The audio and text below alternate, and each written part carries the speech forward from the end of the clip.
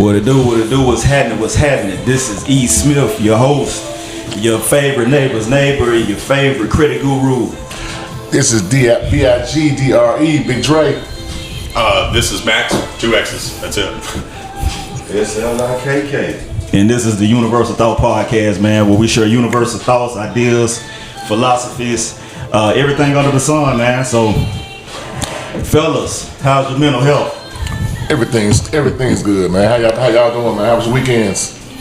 My weekend was pretty good, and mental health, job's going good. I have nothing to complain about. I know that's right. Mr. Chris, how yours doing, sir? Chris crazy as hell. That boy mental health crazy as hell.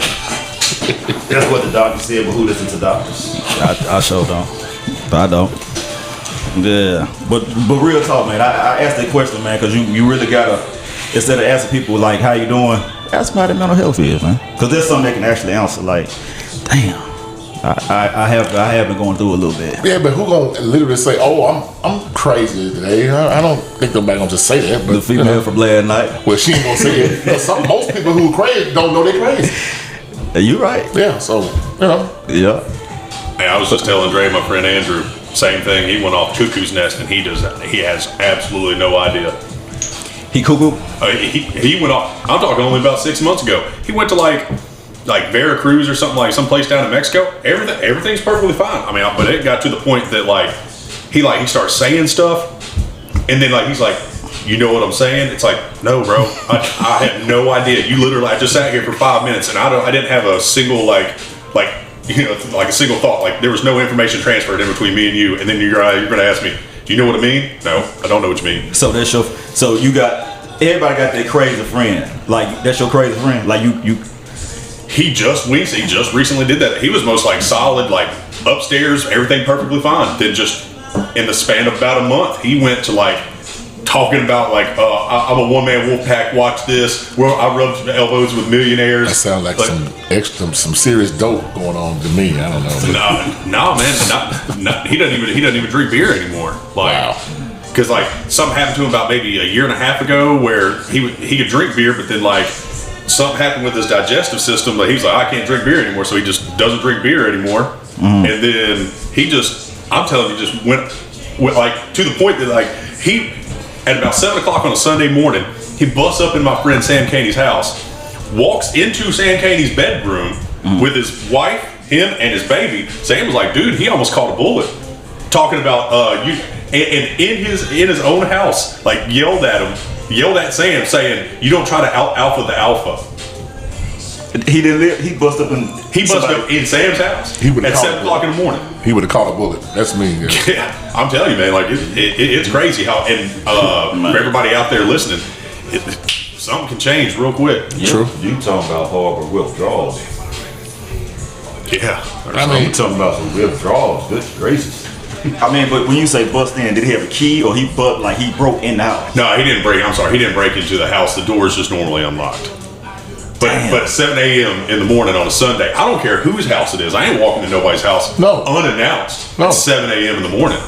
That's a good way to meet the coroner. That sounds like bruh man. Yeah, from the bruh man from the fifth floor. Yeah. Nah, that's different. We different. We can. Nah. If we left our doors unlocked, it's gonna be on accident, bro. You keep your doors unlocked.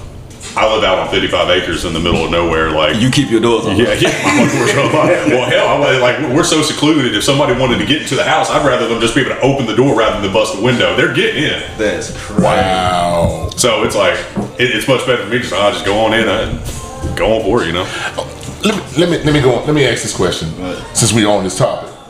Is the fact that you live so secluded is the reason why you feel so comfortable with leaving your door unlocked, or is the fact that you just ain't worried about nobody coming out there doing shit to you? That's going to be both. Actually exactly be both of them. I mean, for 2 decades we've left the doors unlocked, never been robbed. So, and then I'm so secluded that anytime I get a knock on the door, I answer the door with a gun, because anybody who knows me is just going to walk inside the house. Wow. They're just going to walk in, So if somebody gives me a knock on the door, I'm answering with something behind my back. But what if they don't knock on the door and they just walk in? most likely I know him. It's never not happened. It's not a threat to him because of the way he came up and where he lived. Yeah. A knock is, wait a minute, who the hell is that? Open invite, I already know I don't feel threatened. But what we're saying is, if somebody come in and you don't know them, we talking about the possibility of somebody actually walking in your house and you don't know them. Oh, well, I mean, it's never happened, but I mean, I got a gun like probably every like 15 feet in the house. Like, if I don't know him, I can beat them to the nearest gun. Bullshit. That man walking in. Your door's already unlocked, so you can't hear him break in. Correct. Right? So he walking in, he can creep in, you can be in the back, you can be doing whatever, and he come in and he on your ass. Yeah, he would technically have the drop, if that's what you're asking. Well, what I'm saying is, y'all, I know, and I think this is what Drake was asking. We don't keep our doors unlocked. I don't care if I'm out in the middle of nowhere. I'm not unlocking my doors. But I think that's kind of a trauma thing, a hood thing. Like we more likely to get robbed if. Yeah. This the first thing. You know what I'm saying? I can see where you're coming from. Yeah, you get robbed one time, you take all the precautions necessary to keep yourself from being robbed again. Shit, if my neighbor get robbed, if the person down the street get robbed, I ain't got to never get robbed for me to lock my door. No, that's mental security because every time you came in the house, what's your mom tell you? Lock that door behind you. Yeah. What's up? Yeah. You want to tell them what Rod said? Go ahead. So we got a guy at work, and Rod, you watching this? I'm sorry, this is a funny story. So Dre's sitting there, and I forgot how it was. Was it something about snitching on somebody? Oh, yeah. Well, I got it from him though, but yeah. Yeah, it was like snitching on somebody. He's like, "Would you snitch on somebody?" And like the dude was like, at work, yeah. They're like, well, why would you snitch on somebody at work if it ain't got nothing to do with you? Then Dre was like, "All right, let me ask you something. You walk outside your house and you see somebody a couple streets down or a couple of doors down breaking into your neighbor's house. Would you call the cops? No. Wait, hold on. What?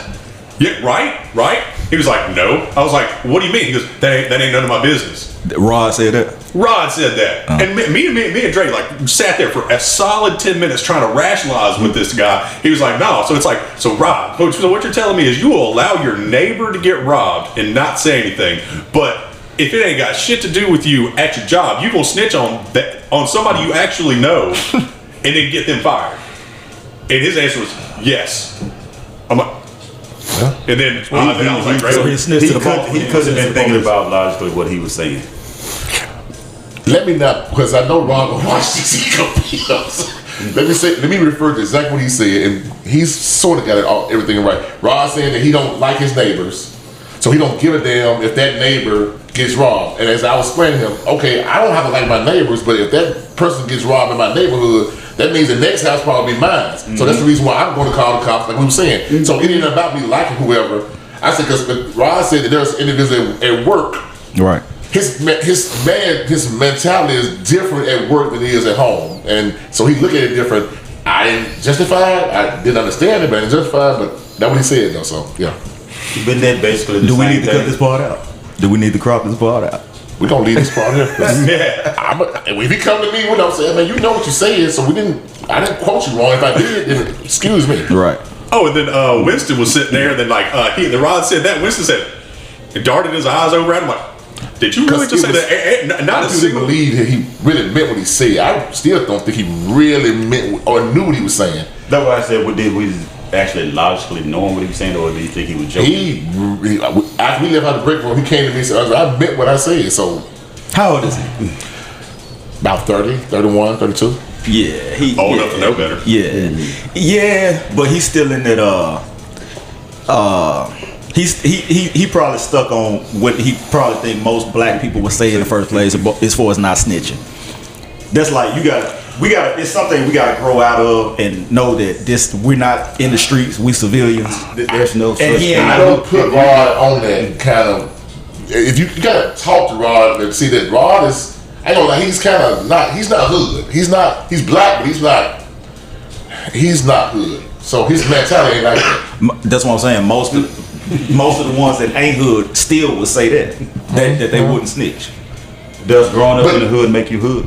But no, not at all. So growing up, I was about to ask you, what's the difference between black and hood? I said hood. I don't like to hear this one. Okay, let me clarify this.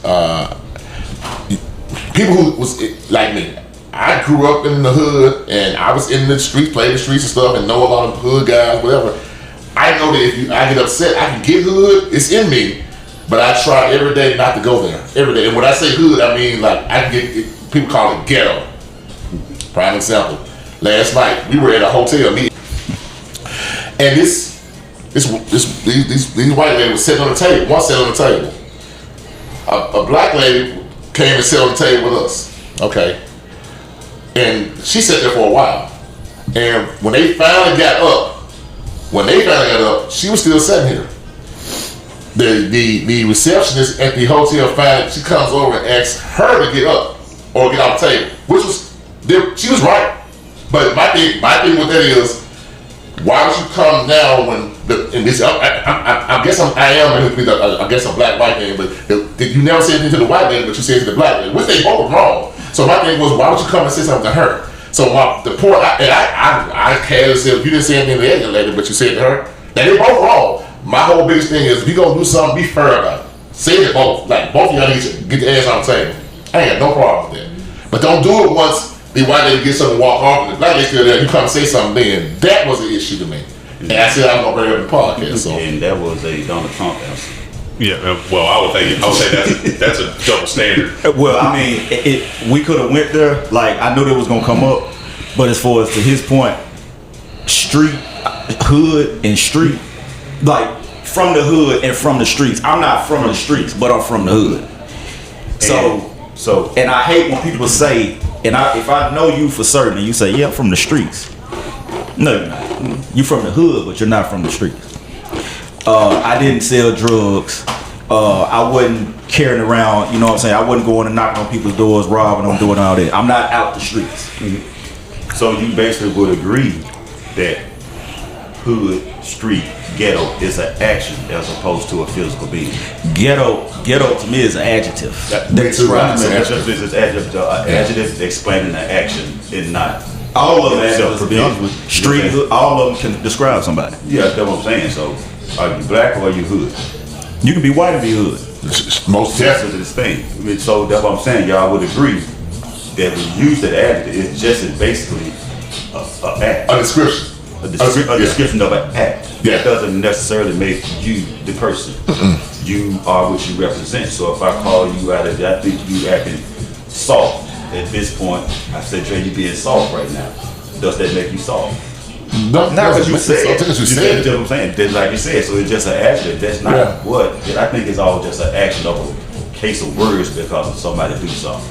Now, if you have this hood dude. You know a hood. You know a hood. Let's be honest. You know a hood nigga with a cell. I'm gonna ask you something. I'm about to ask you something. And just see if you agree with me. Yeah. You know where the word hood come from, right? Yeah. Here you go. Break down the hell about. It come from neighborhood. No. Shit, they cut the neighbor off. No, just back in the 60s and 70s, maybe a little bit early, maybe the 50s. Break it down to recall that when you had people, was the gangsters in the local neighborhoods. They couldn't be a gangster because they didn't wear suits. That's why they call it hoodlums. Okay, and that's why they broke the hoodlums down to hood. Oh man, dude, Chris bringing that A game. I didn't know that.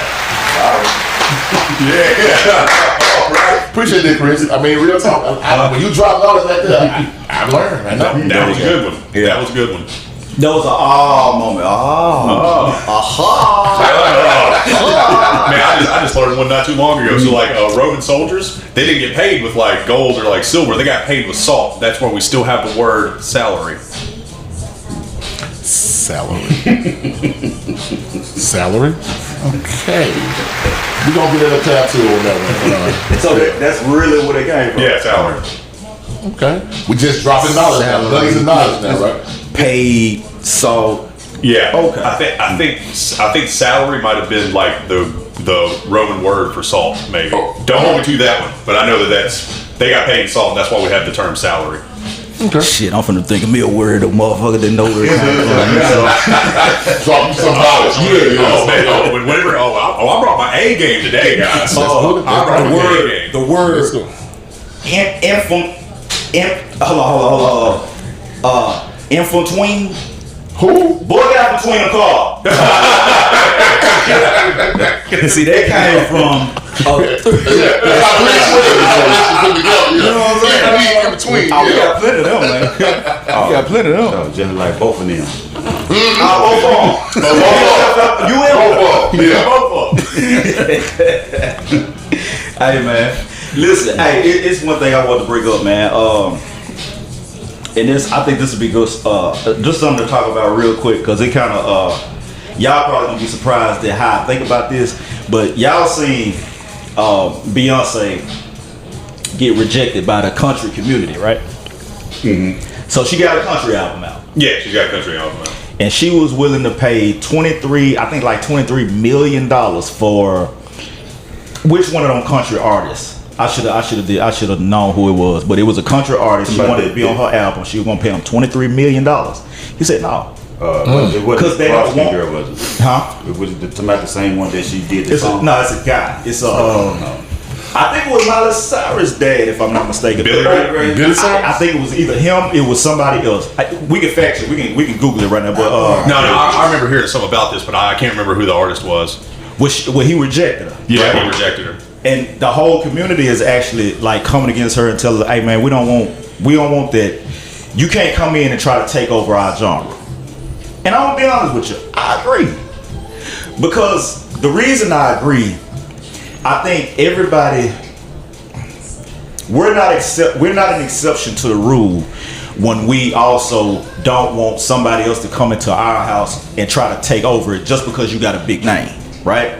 So if let's say we take somebody from let's say Elvis was still alive and he did blues or whatever he does, and he tried to come over and rap. Just because he's Elvis, he's gonna try to stake his claim in a genre of music and make a whole album just because he has this big name. We want to kind of protect our genre of music, and we don't want to contaminate it with a hip hop version of it. That word. Go ahead. Well, I don't like the word contaminated, because who knows? She can. I'm not a Beyonce fan, so to make sure I say this. But who's to say that she can't make a decent album, country album? Hell, give her a shot. I mean, yeah, that's how I look at it. But I understand where you're coming from, because they feel like her name. She feel like, oh, it's got clout, so you're gonna just step into this. And I understand how they feel about that, though. So, she used the same tactic. I gotta say this. She's using, anytime somebody's using your own weapon against you, you know when it's being used. You can't. Some people are just. It's not about money to them. It's about their art. Yeah. So she was like, no, it ain't enough money. Like they was like, it ain't enough money you can pay me for you to come in, and now you're the Beyonce of country. Like we got stars over here, right? Yeah. We want to now you coming over here, so I kind of understand that. I can see how they take it as disrespect, because had she started her singing real country, I don't think that would have been a problem. There you go. Now you've been over here all this. Well, I want to dig into this. Do I have a problem with you digging in it? No. Do I have to support it? It's up to me if I do or not. Right. But it reminds you. You might remember this. Vanilla Ice. Who the? This. Yeah, but Vanilla sold a lot of damn on that one song. So he was accepted in a sense. To a point when they read, okay, well, you got a nice song. But he started getting accepted because he came straight into rap, and he didn't come from country into rap. Okay. Now I don't know too much about I haven't listened to one of her songs. Thank you for bringing it up. I almost forgot she came out with that. I'm gonna go and I'm gonna see which one's the number one country song she came out with. I'm just gonna go and listen to it. I'm not gonna let somebody else's opinion or dictate what I think. So whenever it comes to people going cross genres, I mean, you've seen that a million times. So Hootie and the Blowfish, Darius Rucker, absolutely loved by the country music. I'm a country music guy. I love all his songs. He comes out with gold. Then you got Kane Brown. Kane Brown's black, and he's got a great a great deep voice. Very well accepted in the country community. So what's happening with Beyonce? I don't know what the thing is, but it can't be she's she's just a black girl trying to come in, because we've 100% accepted. So I don't know exactly where the dynamic is there. But then Taylor Swift, she started off in country and then moved over to pop. perfectly accepted there. Lil Wayne started off with rap, went and made a rock album. I don't know exactly how well it did, but So, I mean, Max, you've got a whole bunch of different people that switch genres. So Max, so basically what you're saying is give it a chance. Like you don't know if it's gonna be good or bad, but just because they come from one genre and they go to another one, just hear it for yourself and you judge from yourself. Is what you're saying? Yes, that's exactly what I'm saying. I agree. And I think a lot of people would probably also agree that listen to country music. I just think that we might be hearing the opinion that people want to perpetrate, and I think it might be trying to be like, oh, you know, see, look, they don't like Beyonce singing country music, so again, this is a proof of racism or something like that. It's just like, well, maybe she just doesn't make good country music. could that be a possibility? Yeah. I mean, we can all not. I mean, even country music fans can't say the woman can't sing. She can sing her ass off. Right. But it's just like she got a few singles on the radio, and it's cool. I like it. I mean, but the thing is, it's not about the talent. Like it could be the best country album you ever heard, but it's not about they're not making it about the talent. They're not making it about the talent. I don't know. I haven't seen anything about it, man. Well, again, the only thing I'm saying, if they rejected her and said that they don't, it's not that they don't want her music, they just don't want to be featured on the album. So if are you gonna make this album and continue to do it, or are you just gonna make one album and then go back to the same shit you was doing? No, I think I can see why they would be mad, because she didn't make original country songs. She re-sang hit country songs. There's not one song. But that's not the they didn't say it was that's not the reason though. No, I'm just saying I can see to go there. Now, if you made a country album of original themes, maybe, but all the songs was from Dolly Parton and other older country artists. She just redid the song and put a little bit of twist on it. Okay. But it still goes back to what you just said. It's nothing wrong with one. If you're doing one genre, then you go to another. It's been a million people across. Yeah, a lot of folks across. So it should be what Eric said. They're not accepting her to do it. But it's like she almost trying to buy herself into it and make it be okay. But a lot of people are not accepting her to come into it. It sounds like that where if you into something, you tap into certain markets. Okay, this market is here, so I'm gonna tap in this market, see if I can make it. Just because you don't like it, don't support it. If I'm not supporting something, I'm not even gonna talk about it. I'm not gonna make a big fuss about it. It just say, for instance, we want the conservatives, they want to make sure the trees, I can care less about them trees. Long as the rain wash the pollen off, who cares? I'm not gonna mention it. I'm not gonna start an uproar over something that I have no concern over. Right. but let me say this. Do you want me to Google who was the guy who like turned her down? Please. All right, I'll see. I tried to, they said it was a radio station. It's one thing about, so we know what happened with hip hop, right? We owned hip hop. It wasn't even about money at one point in time. It was an art. If you look at the history of it, it was dance, beatbox. It was a whole house that was built. It got purchased, right? You had you got another group of people that came in, purchased it. You don't even have any black labels anymore. No. So that's a systematic strategy that was used to be able to take your art. I'm finna own your art, and I'm finna hire you as an employee for the some you built. They don't want that done to Tapped it in the market. That's what I see. That's what I'm saying. It's bigger than the art. It's bigger than the talent. The representation of it. You want to do something. You want to get a message out to people. You're gonna find a way to do it.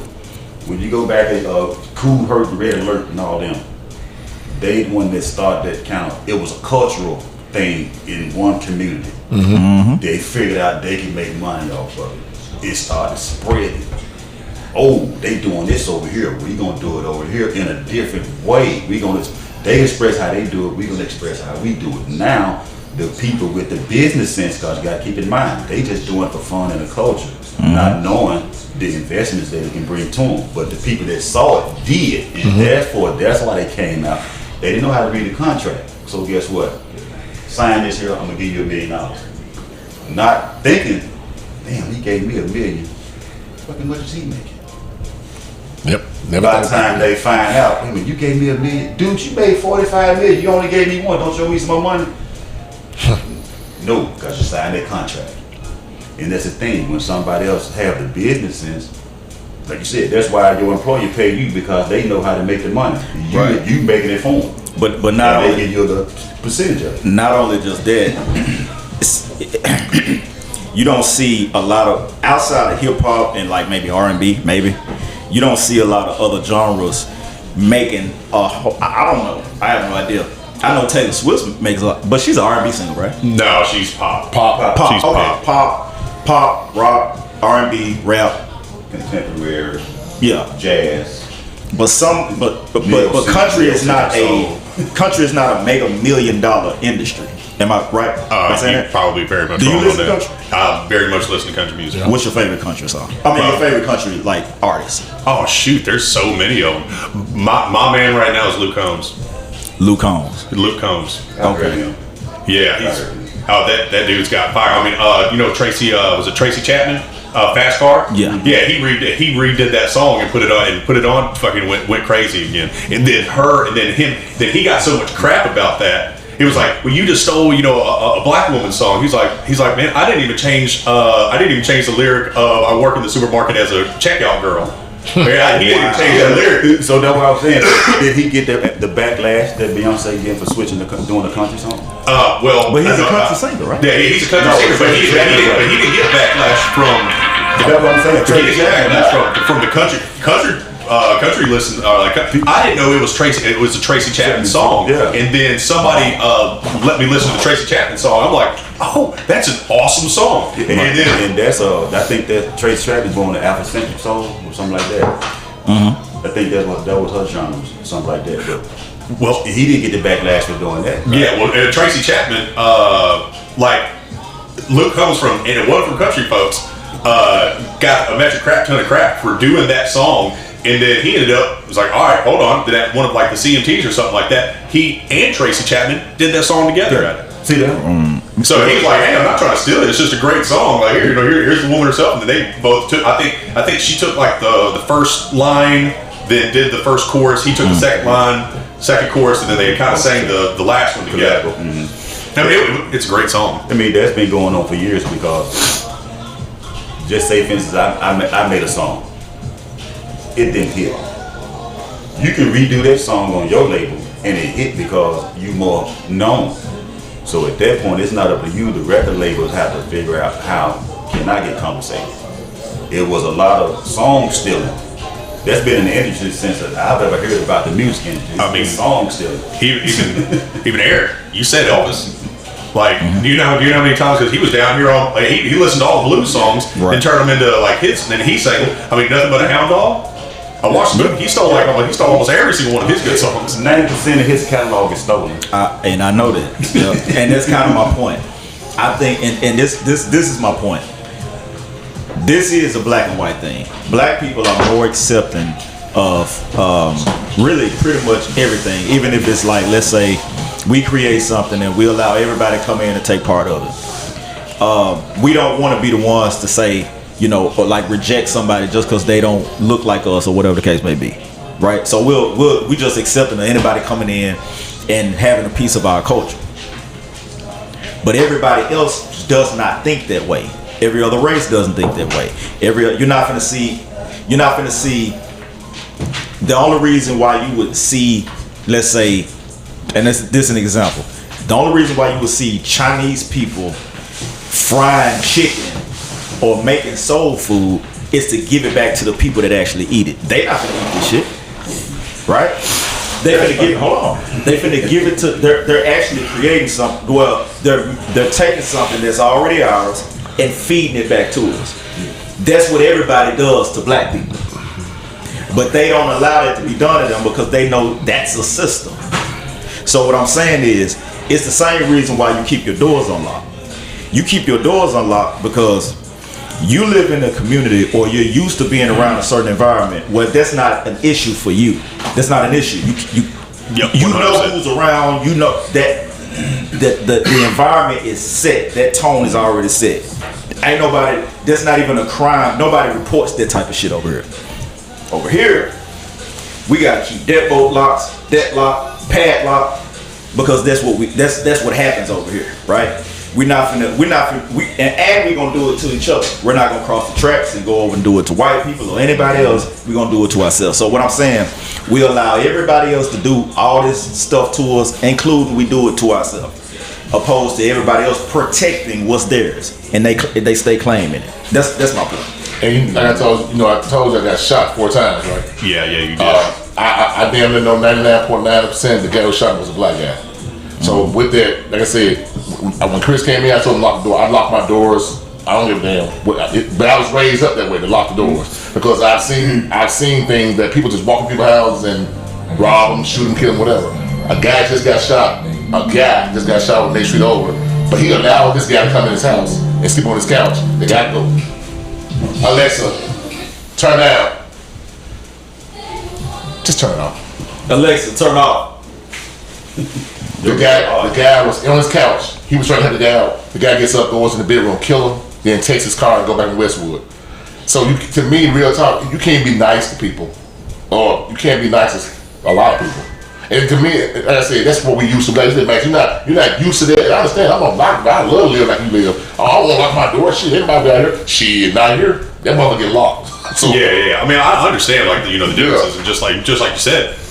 I mean, we've lived out there for like two and a half decades. There's nothing goes on out there. Right. It's just what it is. And then, but there's also way less people out there. Right. Once you take people and you put them together and you confine them where it's house, then you're going to have more of a. You're going to have a bigger chance. I could go out, but I could go out to Collierville in the deepest parts where them big houses at. They got their windows open. If they got their windows open at nighttime, I'm pretty sure they got their doors unlocked too. You think so? I would probably, well, that'd be, I mean, your house is going to be porous. Your house is going to be porous. Somebody the type of houses that don't have curtains. Shit, it ain't like they can't put curtains up. Come on now, we not gonna act like you ain't rolled down all white neighborhood and seen all the windows open. Yeah, I'm not necessarily saying they open. They don't have curtains or blinds. They just have open windows. I don't know if they don't have it. I just know I don't see them. They're not closed. They're never there. There's no. Some people like the natural sunlight. Man, I'm talking to Max about what you can't tell me. You ain't been So you mean to tell me you know that white people just don't have curtains? I didn't say white people. I said areas that you was mentioning. Some of them, when you get to the size of certain houses, they don't believe in curtains. They have no curtains. You look through their house. Yeah, you look through their house. It's not the windows open. Very much. It's just I know what you're saying. But it's almost like they're showing off in the big ass houses. Nice ass furniture. Yes. It's like, why am I going to hide all this nice shit that I just got? Exactly. Yeah, because but most likely armed to the teeth. Right there, that is a 1945 Louis 19th century Sons right there. That chair's not made for sitting. The hell you buy it for? Because they got the money to buy it. You gonna sit here and tell me the damn chair not made for sitting? Why you call it a chair? It's off. I think it's off. Do this. Got it. It's back on. Why is it a chair? What do you do with a chair? Sit in it. What do you do with a plate? Eat on it.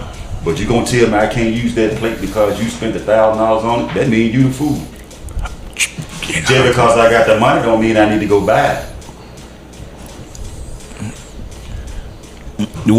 I don't think everybody buys things for the same reason. If mama had that plastic on the couch, I'm eating off of it. and she said don't go and sit on it, But you sat on it. she's trying to preserve that couch. That's her reason look, I got the couch. Y'all can't go and sit on. Yeah, everybody had that white room, that living room, right? Mm-hmm. No, you can't go in there, right? What's the purpose of buying it? What's the purpose of buying a lot of stuff? People buy art because it appreciates a value. Yeah, exactly. I just got into that. People like I see that they go over and they buy these expensive art pieces and it's real abstract and it look like bullshit, but it's gonna appreciate the value. Yeah, and they because the value goes up. So you buy that $1,000 couch, it's not going to gain as a value. millionaire. This is the reason why I like to get in that conversation. Because, and I ain't gonna call you broke, Chris, because I really would consider all us broke compared to rich people. You can't tell them what to do. They got reasons for what they do with their money if they not going around buying gold chains and rims on their cars and shit. Like, you won't even know where their money going. They put their money in assets. gold. That's a whole different conversation, bro. Like Different type of gold, but it's not the chain; it's the actual gold. Man, it's actually gold bars. And as I was telling you last night, it was a picture I seen a long time ago. It was all these rappers. It was Jay-Z and them all when they first got started, but they all had the gold chain, all this and other. But the question on the picture said, "Who do you think had the most money?" And in the corner was this little short white guy, nothing, just plain looking, and it was him. You know why? Because he literally was paying all them. Right. He said, so it ain't about the flamboyance of money, because a real millionaire, they're not gonna show the money they have. And to me, that's the best way to do it. I was told that Bill Gates was driving a Honda. Christian Bale still driving like the same 1995 Toyota Tacoma. And everybody know that man has Christian Bale. What's his name? The other guy, Adam Sandler. Yeah. Adam Sandler. Man, he worked hundreds of millions of dollars in the shop at Target.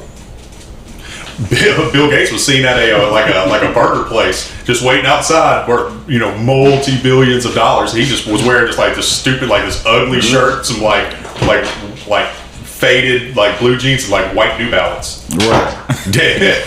And then like you're talking about like people like people that are rich. It's like, dude, like once you get to a certain threshold, like money isn't anything. You don't care about it anymore. There's that giraffe money you get eventually. I mean, hell, what was it, like 6 months ago? Elon Musk was on Joe Rogan's podcast, and they were talking about the Cybertruck and how it was like bulletproof.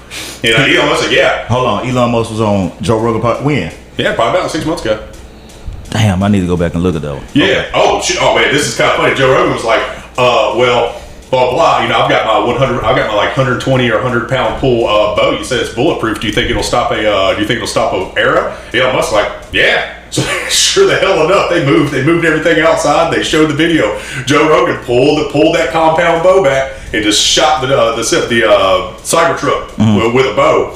It just shattered the daggum thing. And there was only like a scratch on the Cybertruck. The new one that just came out, the Tesla truck. Yeah, or no, the Cybertruck, whatever it is. The one, the big transformer looking model. Yeah. The one that looks like it. It's all look like an unfinished Matchbox car. Yeah. And look at what we doing. We going by and putting rims on it. Why? You see, that was my thing.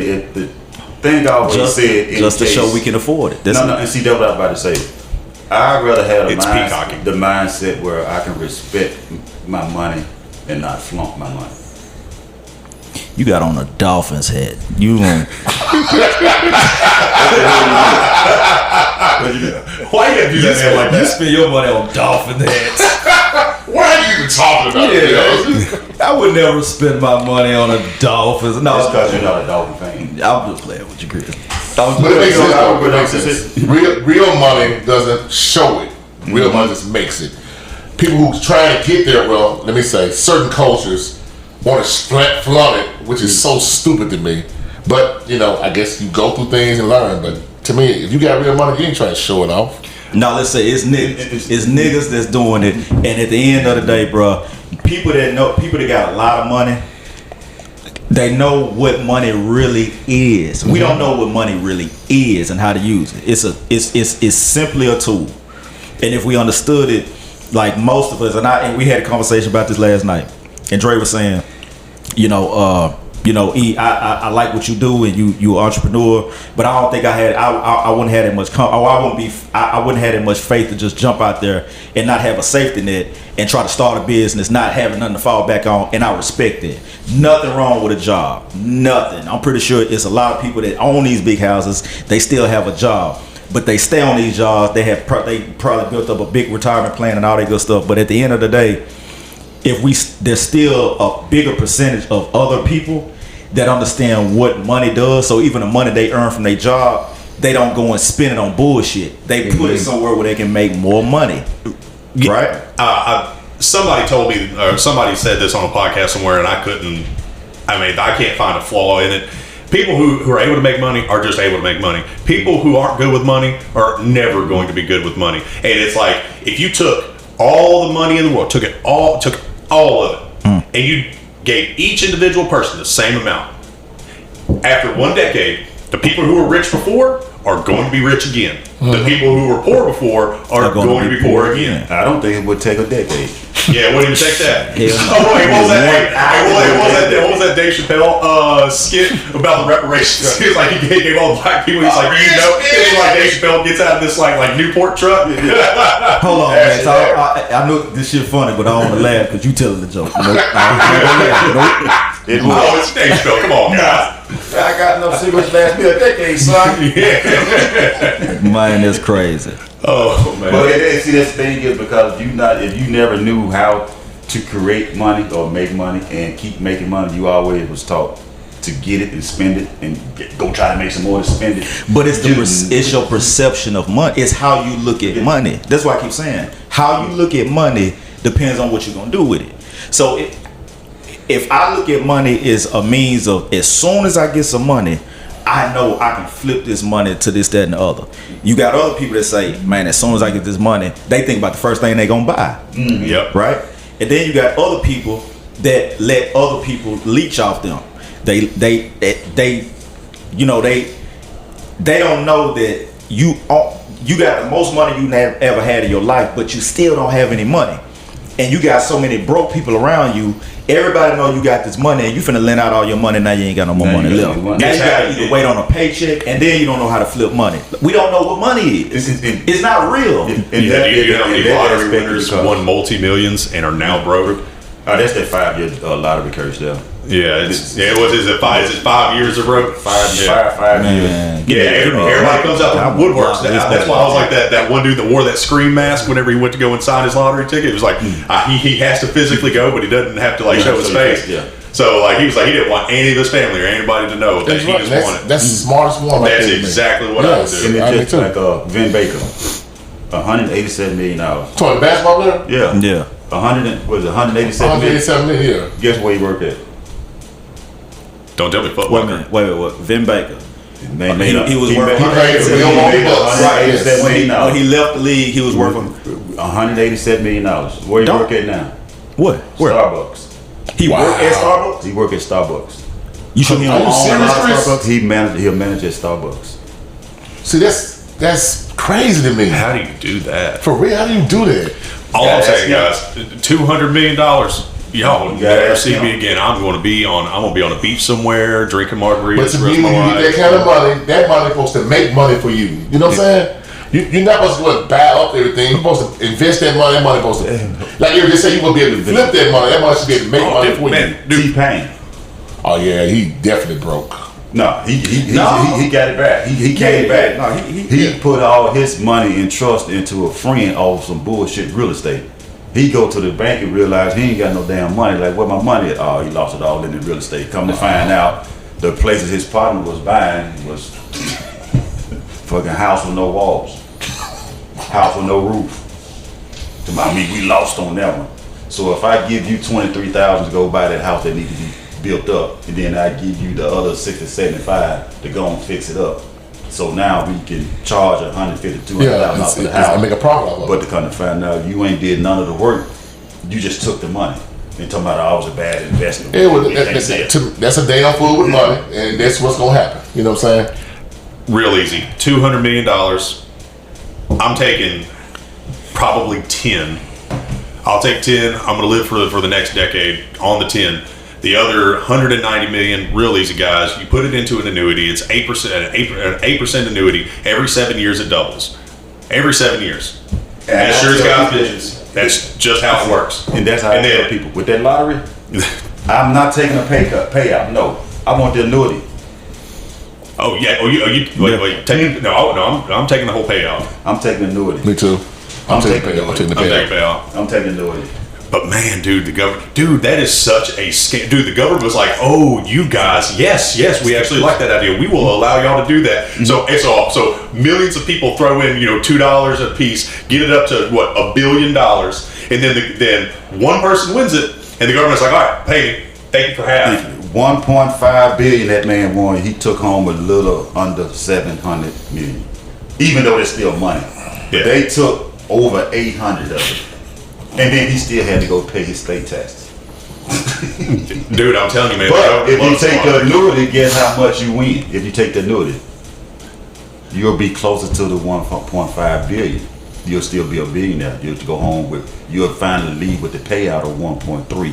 And if something do happen, you can leave it off to your kids. So guess what? Now your kids is still got money.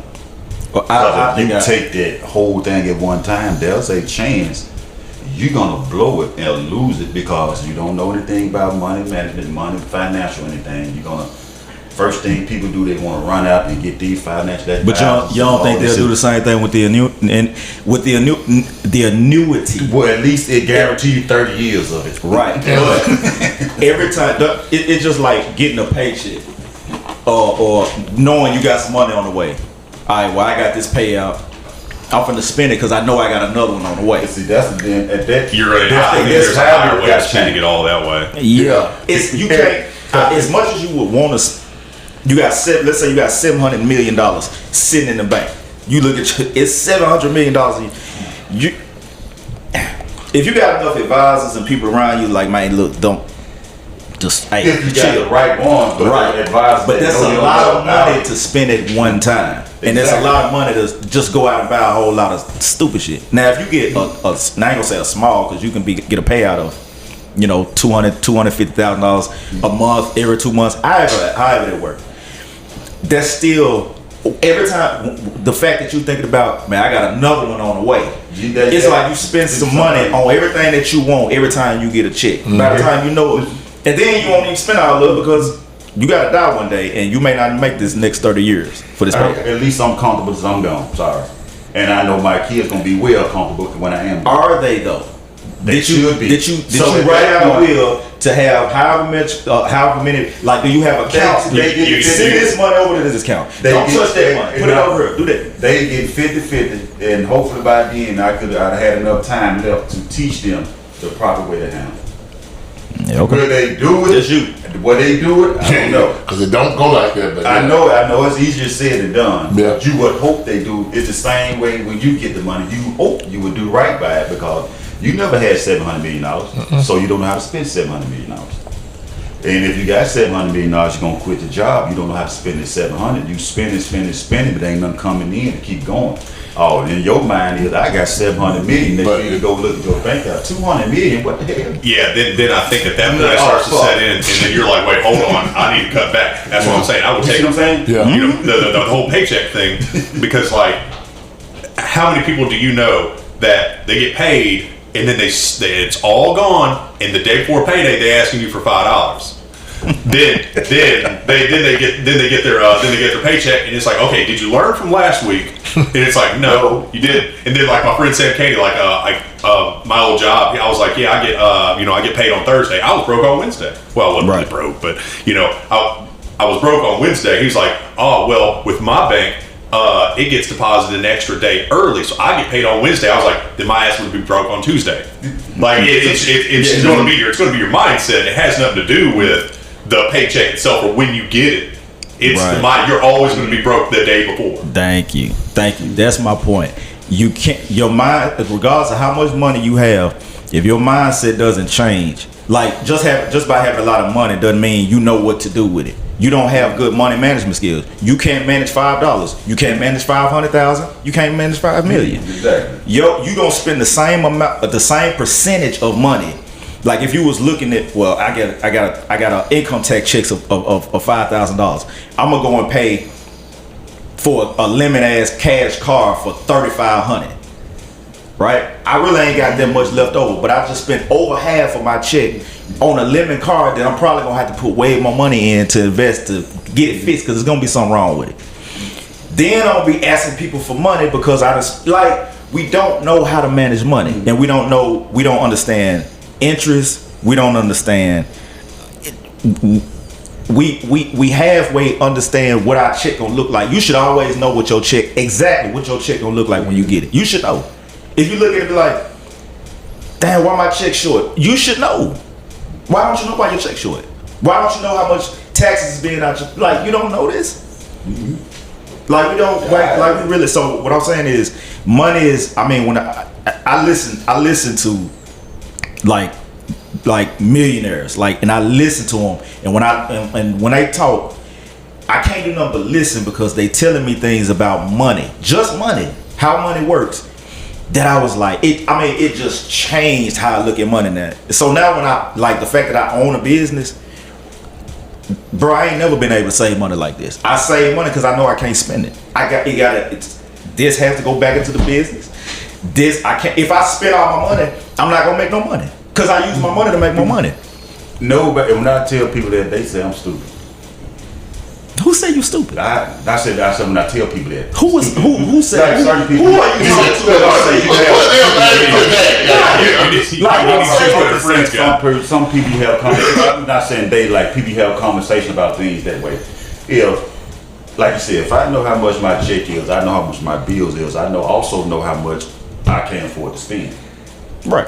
What I'm gonna do is, if once everything taken, let's say if I want to fuck off $200, I can fuck off my $200 because I know I got some more $200s in there in the bank. Nah, you straddling that fence. No. I said. I said. You got this over there. No, I said if this week if I choose to fuck off $200, I'm not gonna do this often, but okay, I want a new pair of sneakers. Okay, I'm just gonna go ahead and buy me some sneakers. That's some fuck off money. I know I got some more money. I am not gonna touch it. I can't. Could if I want to do something stupid, but the way I look at it and the way I do it, I can be that fucking money long. I got a roof and some food. Okay. You know what I'm saying? Yeah. But that after a while, it's just one of the things. Okay, I treat myself to something. Okay, I want a new pair of sneakers. I want a new suit. That's it. Okay. I get you on that. I want to change the conversation. Can I change the conversation? Go ahead. All right. Yeah, we've been on this long. Yeah, we've been on this. Yeah, and like I said, money's just gonna be money, and who can spend, who don't get it. I literally want to hear every man's at this table's definition of what is a male chauvinist. Starting with you. Your definition of a male chauvinist. The world revolves around me. Who you are. I'm stepping on your toe. Okay, Eric. A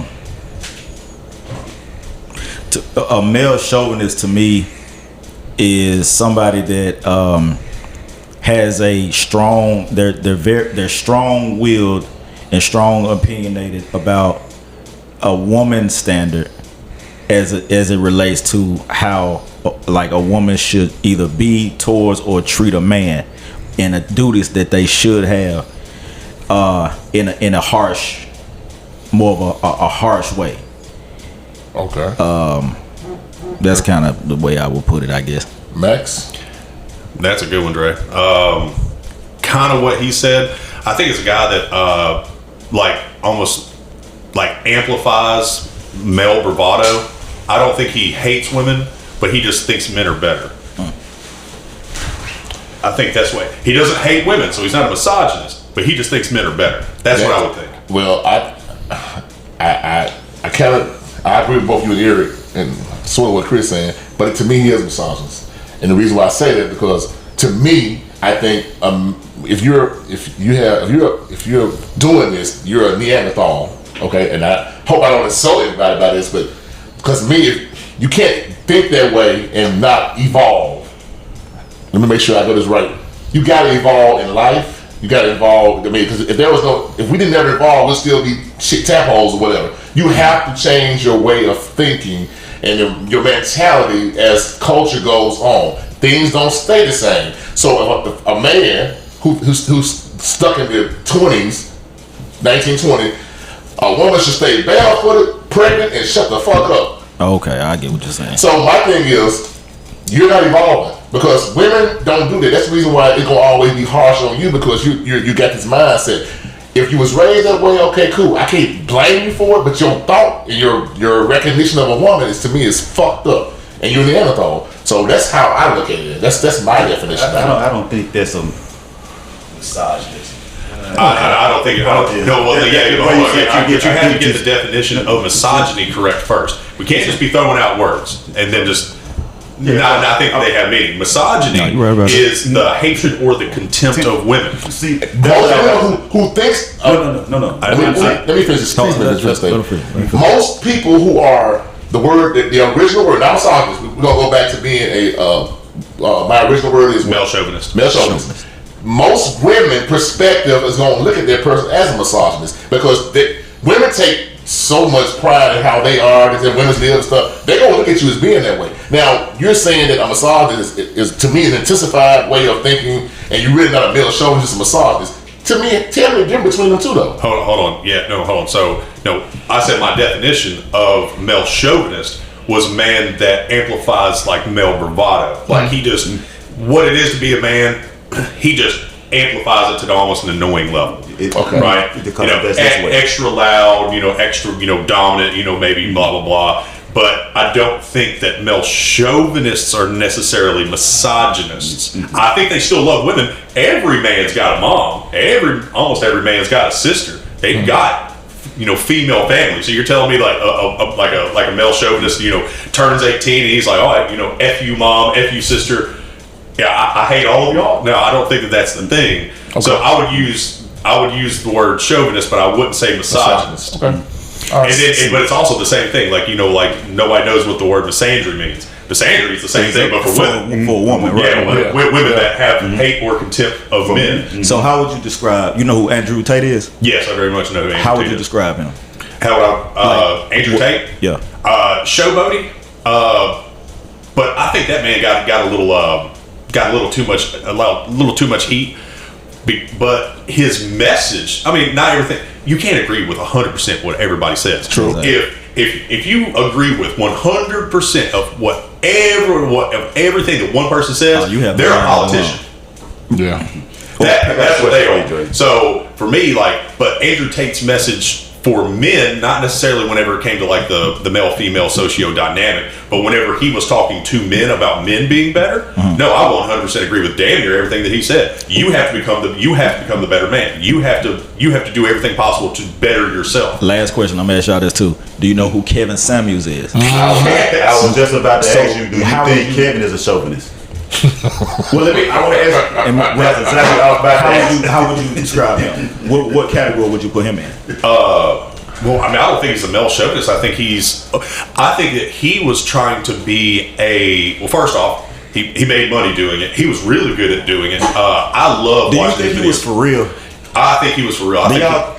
Sometimes they don't, and I'm going to cut you off, but sometimes they don't actually believe if they know they can make money from a certain type of content online, they don't really believe it. Now you're talking Charleston White. No. Listen, Charleston White will just tell you he's a character. I watch a lot of podcasts, bro. I watch a lot of content online. I watch all type of stuff online, and I know a lot of it's just like acting. Most of the people, you get so attached to the character when you see them in person, like you're not. Who is this guy? For example, did y'all ever watch The Game? You remember it came on BET? Yeah.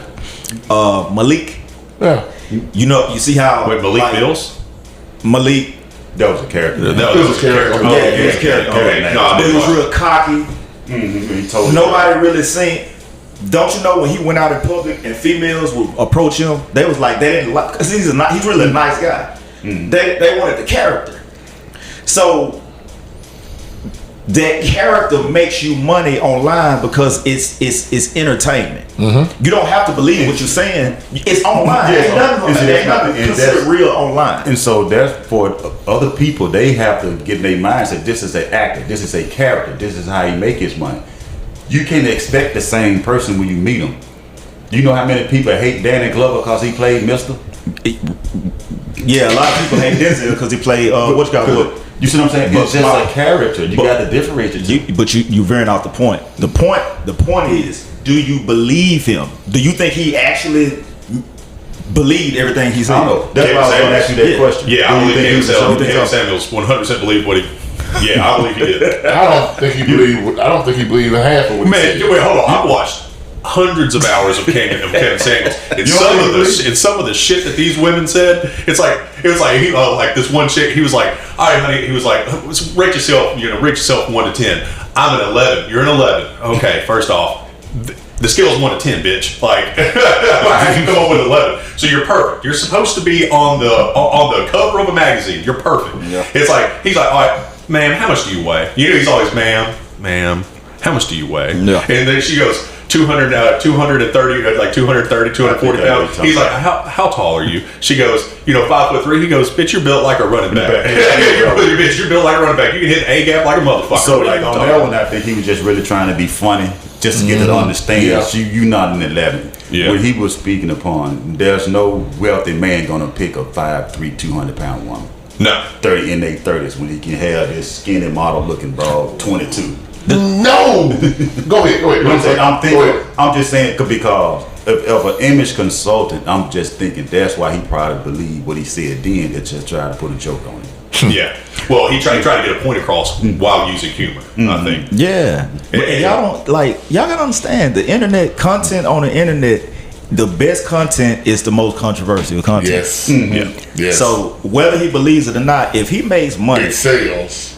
I can get on this motherfucker right now. Fuck you, and I can title it "Fight Breaks Out at Podcast." The shit gonna go. We can stage an event right now, and it'll go viral. But don't say that just in case we do. Yeah, I'll tell you right now. I ain't getting into a big drag. But people are so like, I don't have a big following. Drama sales. Drama sales. Drama sells and fear sells. And like what you said, people actually believe people actually believe what they say. Look at news anchors. But Max, it goes back to you saying you believe Kevin that everything he's saying he's authentic. I don't believe that. I believe he does a lot of this stuff just to sell stuff. I don't believe he believes in all that. And that goes to answer your question. I don't believe that. I don't. No, my question was actually, do you think he's a chauvinist? Yes. Yes, I do. Interesting. Yeah. So you think he was on air just to tear down women? No. But I do think he's a chauvinist, but I don't think he was on there just only to tear down women. He was on there to make money. First, you can sell chauvinistic. You can literally go online and sell that. And I guess you disagree with me on that, but it sells. No, because you have a lot of women who are going to go against everything he's saying because they don't like this, that, and other, and it's going to make him money. Okay, let me ask you this. Everything he said, go ahead. No, let me ask you this question. Did you not know his show started with dudes calling in, not women? Women got the buzz of it, and then they started calling in with the mess. And did you not know he tried to help out men first? He was helping out the dudes at first. The women got buzz, and they started calling, and they eventually just he just switched over calling, and the women kept calling more. And then all but the thing is though is that like them calling in is what backfired for them because like the guys are calling to get like the information from Candace Owens. Candace Owens started talking. I didn't watch him enough. I really actually tried to kind of stay away from his content. But I seen how the clips just pop up. I didn't really want to watch him. No, I just some rabbit holes you just don't want to go down. Yeah, and I got my own mind. And I'm gonna say this: I know when I'm talking to somebody that listens to Kevin Samuels, like man, and then they can't even articulate, like they don't know what they're doing. That's why I hate when people get caught up in certain content online. You don't know what you're doing. That man knows what he's doing, whether you agree with it or not. He can get a woman online, and whether you want to call it tear her down or whatever, he can break her all the way down to the smallest degree, and she, the women I know will hang up the phone, and then no, they actually listening to this man. So I'm thinking, shit, he's obviously he good at what he does, and I kind of see a little like I thought it was gay at first, but who's me to judge? I don't know what he is. That's how men come nowadays, kind of like, and they have this kind of like he lived that poly life. But when I see somebody that's out here trying to take it serious in real life, I ain't gonna say you can't do it, but you gotta know what you're doing. It's easy to be behind cameras and be, I can get online and 100,000 people see me, 50,000 of these people gonna give in to what I'm saying. I can reach so many people all at once. But if I go out and try to really implement this chauvinistic asshole type of mentality in real life, I don't think you can't build that's like a cult. And that's what a lot of pastors do, to be honest with you. That's kind of where I'm going with it. He will be a real good pastor. He'll be an excellent pastor. Yeah, he would be, but ain't he did? He did. Yeah, why you say it like that? He would be, but he did. Passed up, Huh? You know what he passed up? No. What did he? No, I don't know. Prostate cancer. Sorry to hear that. Oh, dang. You know that? Even when he was doing the show, he was actually battling going through chemo and everything. I thought he took a Viagra or something. Then he passed. No, he passed the prostate cancer. Man, that one actually kind of hits home. My great grandfather died of prostate cancer. My grandfather died of prostate cancer. My dad got prostate cancer, but just had his removed. Obviously, it runs in your family. Yeah, I know. You had to check out. This is the year. Normally, like 40 is whenever you're supposed to go and get your first prostate exam. Mine has to be pushed up to 35. So this year is my year. Wow, I'm jealous, dude. I got my first one at 17. Oh shoot! Oh, you went to the military, didn't you? Mm-hmm. Yeah. Oh yeah, they had to check your balls and Yeah, stick that thing in your butt and everything at 17. Then. but they don't do it like that no more. Don't do it They don't do it like that no more, Eric. Yeah, back then at 17 they did. Back then, when you talk about back then, we said that they don't do it now. You said 17. What don't they do now? Please tell me. Urine. Please tell me how to figure my ass. It's urine. Yeah. Oh, okay. You do it with urine now? You do it Thank God. Mine was trying to scare the shit out of Max. Y'all Oh talk man, to dude. Oh, thank you. They take a Thank broomstick. you. Oh, They Jesus. roll up on a broomstick. I was gonna say I'm gonna take this doctor out on a date. At least take him on a date. Magnum on the road. They take a big Magnum. Oh, Lube it up. Look, this how they lube it up. He said 40. Wait till you get 45. That's when they gonna stuck the camera in your ass. But you will be asleep. I'll be asleep. Yeah, I'll tell you something. And it kind of helped me, but anyway, it's gonna be more mental Yeah. than the process. I know. Cause I was like, man, I don't even want to hear the jokes right now, really, because I'm wasn't a joke. so whatever, man. So you should have been had your before mine. This will be my second one, Chris. I got one here. Colonoscopy. Oh, you already did. Yeah. Oh, okay. Yeah. Why you got nothing so quick? Because because you're really supposed to get it every 8 years. No, it depends on your result. Either one result gonna make you do them every 5 years, or the next result gonna have you do them every 10. Okay, well, I was told mine was 8 years. The last time I got one, I was 40, whatever, 8 years ago. So I'm getting ready to get one now. So I was 40 some 8 years ago. I'm 54. I was 46, if I'm not mistaken. Never mind, you didn't get it. Yeah, whatever, Chris. But yeah, so that do I think it's a show? Yeah, I do. So but we can get off him now though. But that was I wanted to go into that right there though. So Let me ask y'all this. Here's another conversation I was having. Well, actually, kind of going back on, just kind of stay on that for a minute. Y'all, are y'all familiar with Candace Owens? Yes. You do know. Yes. I used to. Ooh, watch your mouth. Watch your mouth. Yeah. Because you know what? My mindset don't change with her. Yeah. I kind of sliding towards. Yeah. Go ahead. But and again, it's crazy how your idea of somebody can change just like that, because you was on this side. Your perspective was that of this side that everybody thinks the same way. I thought the same thing when I seen her on the show back to when Trump first ran, and they was talking about Make America Great, and she got on a panel with T.I., Killer Mike. I heard of yeah. I was on, T.I. was just he do. I'm on T.I. Killer Mike When I go back and look at that, I said, man, them folks look like damn fools. Like, she was really. So anyway, she just made a statement. She did a podcast the other day. She said she was talking about black women, how degrading it is for them now to be constantly putting their bodies out, and every time you turn on social media, all you see is ass shaking, and basically when black women gave away their power. I used to. The first thing I thought about was going to school and seeing like the finest teacher, but she was dressed up, and all you could do is imagine her being naked. Like that was a mystery for real.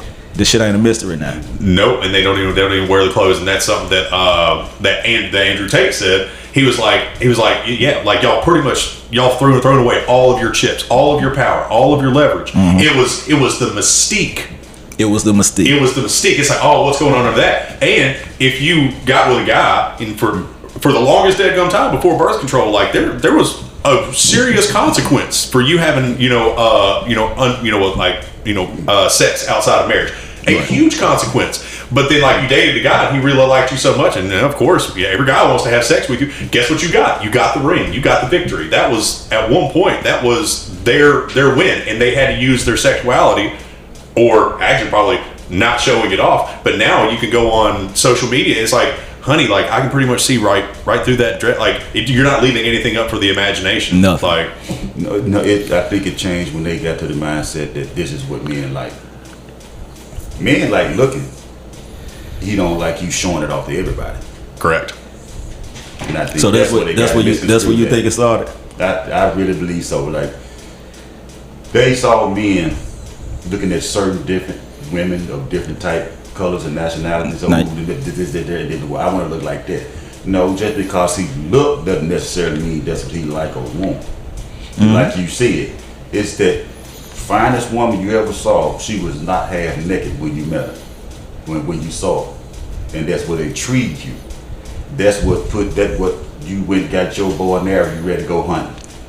I agree, but I disagree. Because if you saw her half naked, and now I'm not hunting, bitch, I just want to go and stab her. Basically. You know what I'm saying? Yeah. The hunt and the whole courting process and the getting and liking, knowing it's gone. She's taking that away because of the way she presented herself. Let's narrow this question down. What do y'all think this whole, because it's a real whole movement going on right now. Where do you think they come from? I said, I believe they think that's what men like.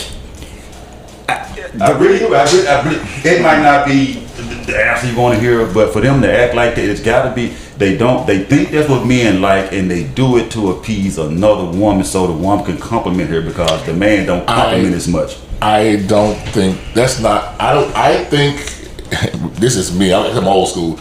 A lot of shit starts at the house. It's certain ways, like you said, like he just said a minute ago.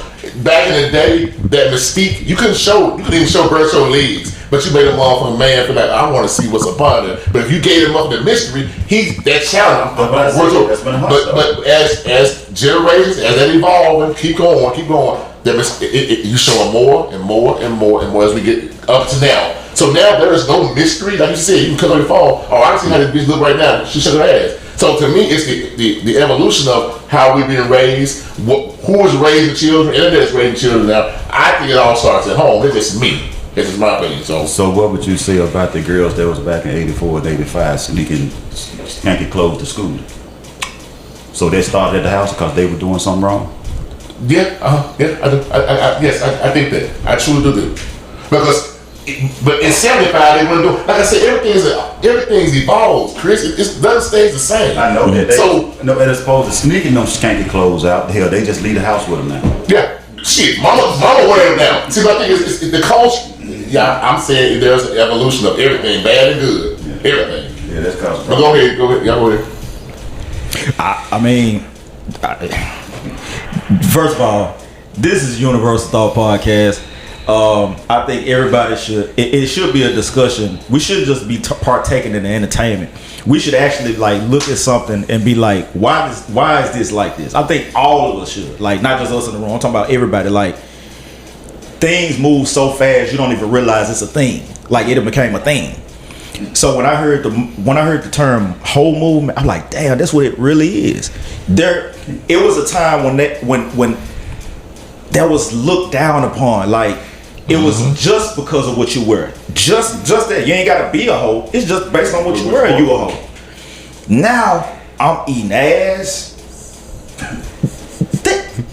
Women on the record saying I'm finna eat. It is okay now. It ain't just the dread. It ain't just the naked. It's just now an actual mindset. Yeah. It's like we got just close to a so mindset. Perverted now that it and I can't say the home. I can't say, but I can say both. Let's look at porn, right? Do you see any other species on this planet making a what's the word I'm looking for? Help me out. Making a when they have sex and when they reproduce, is it perverted or is it done based on what it's supposed to be done for? We pervert everything. Yeah, like we put it on camera. Animals don't do that. Now we got it started out with different positions. Now animals are like doing it in the butt was like. Like, what's the point? What's the point? But that's the thing is that we also. Please, excuse me. Please repeat that again. Animals are voyeurs.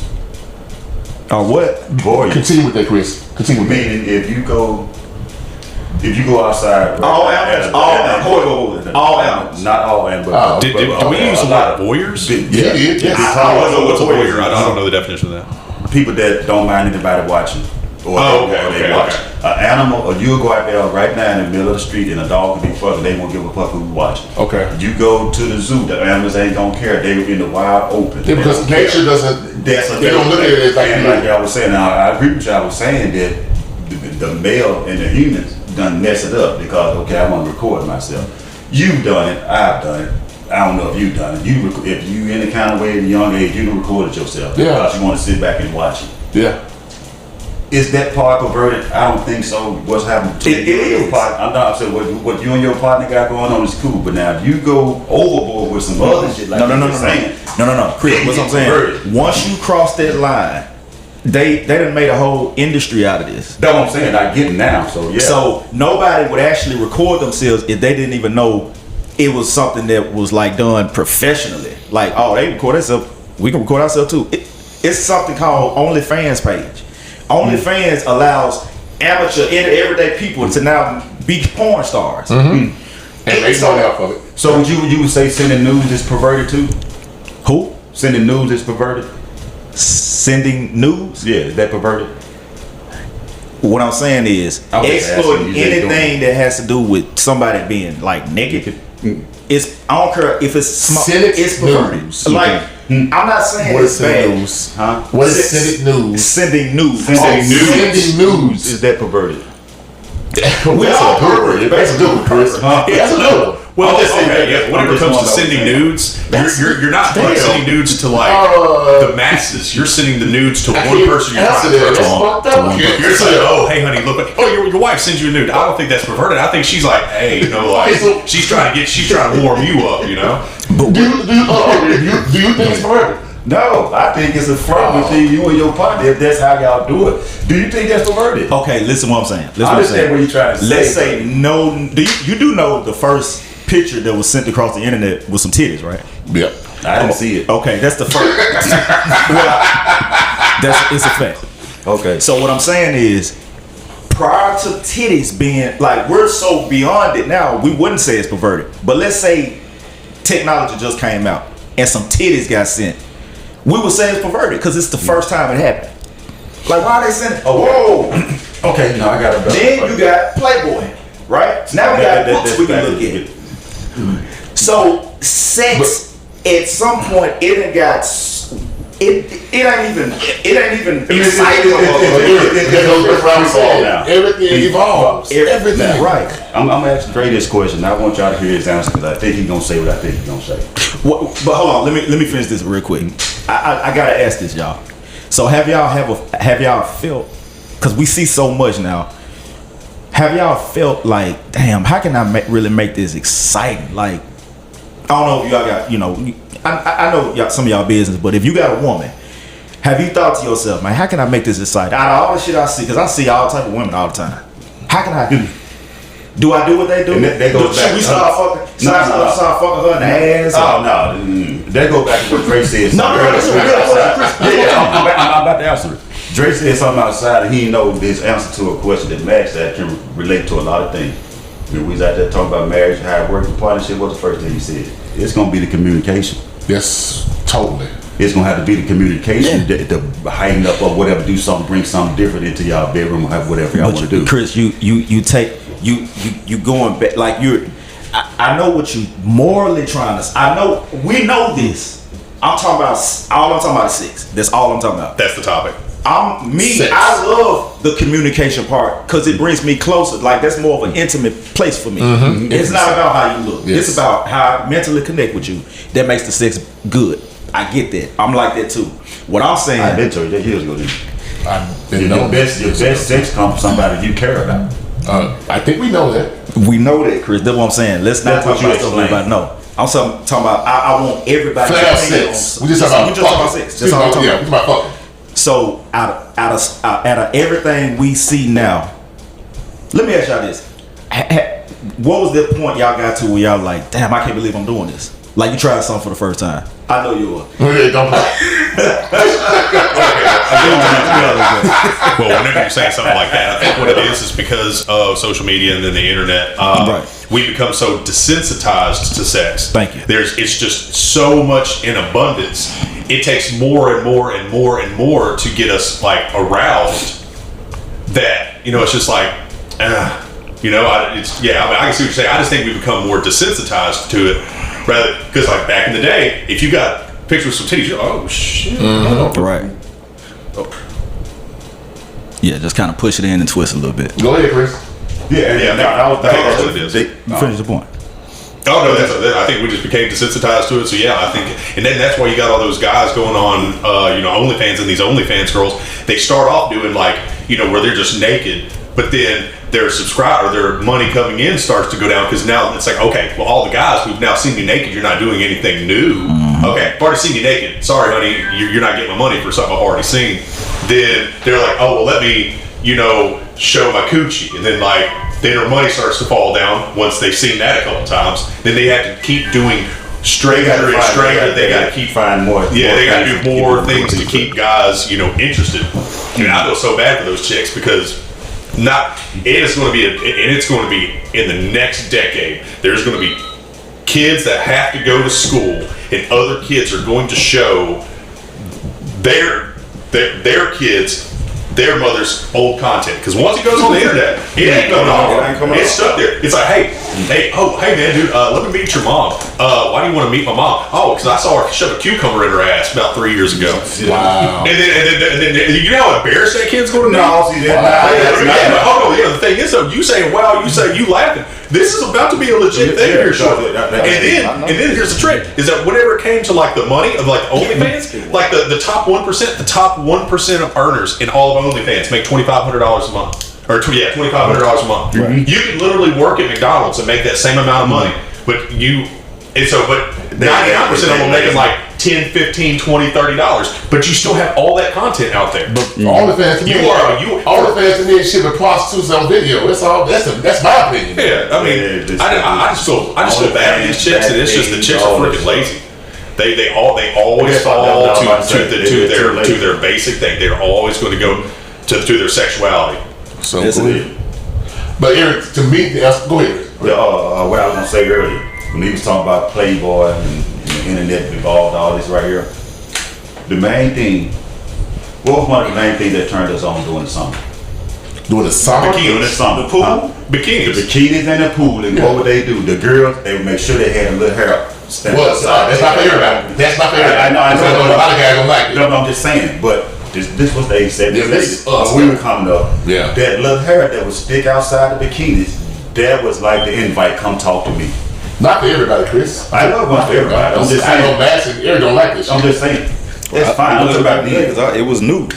It was new. Because get what? You said, ooh, there she go. That the one right there. And see, you and I grew up in a whole different generation. That's what you know. We came up in the 70s, 80s. Bush was the thing then. So it was like, and we still stuck on that, but we've had conversations about it. Whereas you and Eric are like, oh, I want the shit so bald you can see my reflection off of it, and that's what turns them up. We different than that, but like you said, everything evolves, everything changes. Like you said, now if a woman coming to show you titties, that probably don't do shit for nobody here. I've seen titties. What can you do with them titties? You know, do something more. Like you just said, we've got desensitized because things don't got to be so much.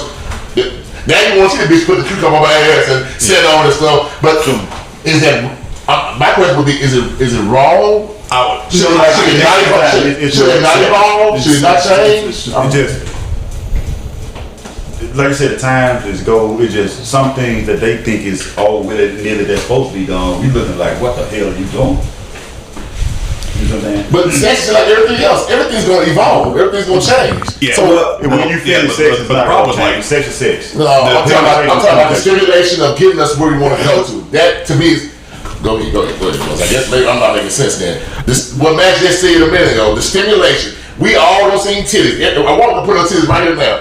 It ain't gonna do. Well, it ain't gonna do shit for me. I've seen titties. What the fuck you gonna do more to make me get me turned on? Depending on who the titties belong to. Oh well, so the woman you think, oh, show her titties, oh, my dick hard. The titties ain't gonna make my dick hard. They're not just being real. But I guess I look at it different though. So I love titties. I'm like, in the titties, like, not in the titties. But I'm not gonna see her get turned on by them. I'll still like a girl could be, you know, topless. Hell, I'd still step over to find a nice quiet corner to masturbate. Like it's like whatever. Dude. I ain't gonna say that far. 1970s. 1970s Foxy Brown put them, she lay on this table with them titties out. You ain't gonna get hard.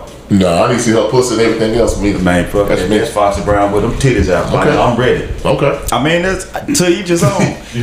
But the overall point, we keep taking social media out of it. It's a reason why we're able to see so much, and then gets desensitized. If social media didn't exist, then we would kind of still be in that in that phase where it's still exciting to see a naked woman. You know what I'm saying? Because again, everything we didn't have, we had to go and find it. Right now, it's all I do is open them up. All I gotta do is open this motherfucker up. It is over. And every single girl, they're all in the same pose. Yeah, Like, you know, showing the butt, it's all the same freaking pose. and everybody twerking, putting their ass right in the camera. So you would have to go back and at that point you'll have to go back and blame Jet Magazine because they had a Beauty of the Week in there every week. You can go back before that. Even before then. That's what I'm saying. So they made it more like it just became more accessible. Yeah. That's it. So now we're in a place where, again, pervertedness. We're big fucking perverts now. And you gotta consciously draw yourself back and be like, hold on, this too much. Everybody's not doing it. Everybody ain't saying it. Some people like, give me more. Like, I don't care. Like, it is what it is. Some people like, damn, I got kids. My kids to see this shit. And then I got like, I don't want to see this shit all the time. And that's what people saying. The content will come back 100. Yeah. Yeah. But I don't think it's perverted here. If you go back, just think it's Just because you're a pervert. No. See, well, we used to use the term pervert.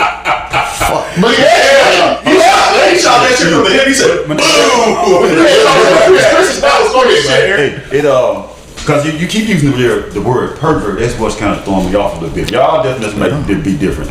I want to know because what it is. Just say, for instance, they say we can be a poker night. You get comfortable. You go to the room for a few minutes. Wait a minute, that's Dre again. I get up and come listen. It's on the door. That's a pervert to me. Then it's somebody trying to stick one in the bathroom. You may not call a pervert, would you? I mean, we do stuff like that. In that specific instance of what you just said, I'd probably say that's a little strange, right? Yeah, that's strange. That's my definition of a pervert. Somebody who goes to do the strange shit out of the ordinary. That's perversion to me. And that's the definition of it. It says to alter from its original course, meaning or state to a distortion or corruption of what was its first intention of. A person whose sexually behavior is regarded as abnormal or unacceptable. Yeah. So I get it. That's what I'm saying. But that's also dictated by society. That's what I'm saying. That's the push, is to make everybody have an abnormal way of looking at sex now. It ain't even sex no more. It's I don't know what the fuck this is. Women are saying, I will eat your ass. This shit blew my mind. Like, and then say it like with so much confidence, like like all those guys that I watch a whole bunch of like YouTube videos, and like these guys will be on the streets and they'll just be asking women like, hey, what's your body count or whatever. She was like, oh, it's blah blah blah. It's like all right, what's one thing that you didn't tell your ex-boyfriend or whatever? It's like, oh, I fucked 5 of his friends all in one night. It's like wait, hold on, you really said that in front of the camera? You admitted that you got gangbanged, you got railed, you got a train ran on you, and you're saying, and they're saying it with absolute confidence, like, hey, nope, there's nothing wrong with that. So what else is it not gonna be nothing wrong? Like this shit, this is normal. The abnormal is normal now. That's the thing. They proud of it. I think I saw that video you talking about. Yeah. She was high. Oh, it's all over. It's plenty. Just look at it. It ain't just one. It's plenty of them. Oh man, like this one chick. She was she went to like Europe or something like that. Pretty blonde, but like sitting there, she went to Europe, and then she was like, I had a goal of having sex with 25 guys this week. I'm only at 24, and I'm about to leave for the plane. I doubt I can get one in before we get on the plane. And that's just nasty. Pervert. I gotta turn it off. Like, what are you? I love it. Nah. It's perverted. It's just strange shit is going on. That's all. Yeah. Let's do that. All right, man. This is Universal Thought Podcast, man. We're gonna take a 5.